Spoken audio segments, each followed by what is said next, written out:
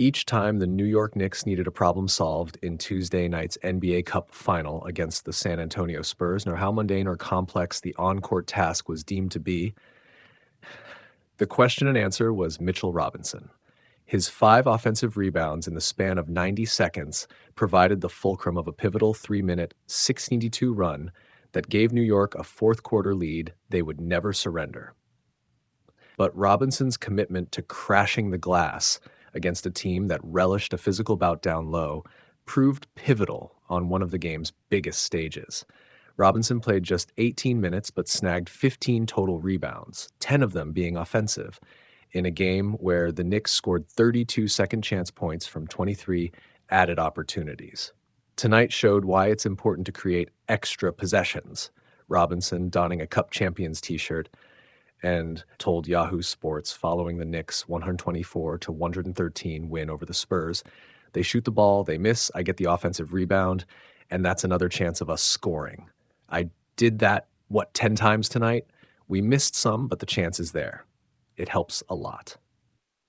Tuesday night's Cup final was an enthralling contest from start to finish. A deliberate, grinded-out affair from two of the slower teams in terms of pace. It was an atmosphere fitting of a championship game. The Spurs superfans chanting and dancing for 48 minutes, the Knicks faithful letting their emotions hang on every missed shot or deflection, and Vegas providing the perfect backdrop for a high-stakes affair. But given the playoff-like environment, Victor Wembanyama's individual star power, and New York's assemblage of talent, the crowning glory would come from which team simply had the ball more. In Robinson, the Knicks have one of the league's best in doing just that. So much of the Knicks' offense, second in the NBA according to Cleaning the Glass, comes from their ability to generate more than their opponents. They are the second most frequent and third most efficient team in offense after an offensive rebound per synergy tracking data. When Robinson is on the floor, New York's offensive rebounding rate soars by over 14%, good for the 100th percentile. It's not as glamorous of a stat as isolation efficiency, playmaking control, or three-point savvy, but it's just as important. Mitchell Robinson, he had 10 offensive rebounds in 18 minutes, head coach Mike Brown said. That's unbelievable. We had 23 offensive rebounds for the game. He had 10. OG had 4. KK had 4. That was probably the biggest difference in the game when you're scoring 32 second chance points. For him to come off the bench and do that, shout out to Mitch, man. Karl Anthony Towns added, hell of a day at the office for him. And still, as critical as offensive rebounds can be to a good half-court offense, they're deemed futile without everything else working in tandem. Quality floor spacing, decision and shot making, talent, and overall IQ are the other necessary ingredients that make a contender. OG Anunoby led all players on the floor with 28 points on 10 for 17 shooting. Jalen Brunson chipped in 25 of his own, and Karl Anthony Towns finished with 16, with Jordan Clarkson and Tyler Kolek combining for 29 points from the bench. The Knicks, much like the city of New York, are a diverse group that get their strength from the sum of their parts. They shy away from isolated praise, understanding their ultimate goal can't be reached on the shoulders of one or two. Brunson, who was named tournament MVP, wasted no time in shouting out the contributions of each of his teammates as he was presented with his trophy as a reminder of the collective. "Without them, I don't hold that trophy," Brunson said. "We don't hold the trophy as a team. We're on the complete other side of this." Just having everybody out there competing and contributing to the team, forward Mikal Bridges told Yahoo Sports, "I think we got a lot of talented guys, high IQ individuals that will go out there and do whatever it takes to win." In a lot of ways, being the last one standing, albeit in a mid-season tournament, could invigorate the Knicks as they plant their flag in the ground as one of the NBA elite, especially with New York sitting just 2.5 games behind Detroit, atop a much-improved Eastern Conference.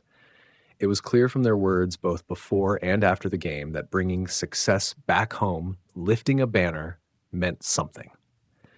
New York outlasted 2 top 4 seeds in the Western Conference and Orlando, the East's 5th seed. Regardless of what the outside perception of the NBA Cup may be, you'd be hard-pressed to convince these Knicks that Tuesday night doesn't matter.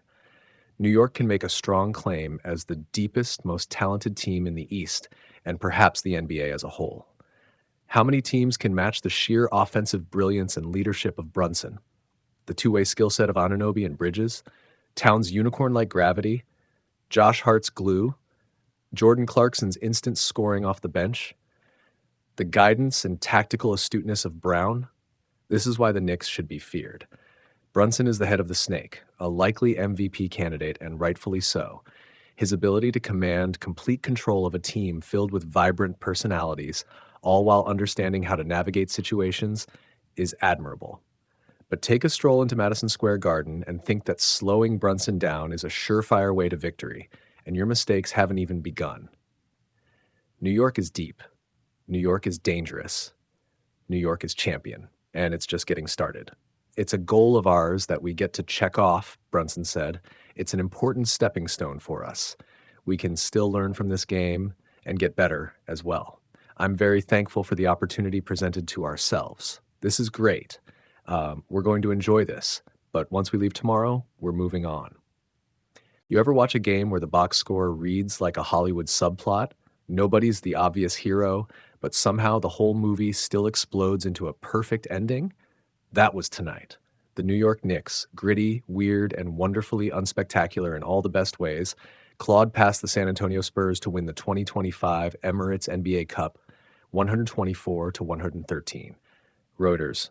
Right out of the gate, this felt like a team win, more than a superstar moment. Jalen Brunson played his usual calm, necessary magic, steady, decisive, and clutch, and he walked off with the NBA Cup MVP after dropping 25 and handing out 8 assists.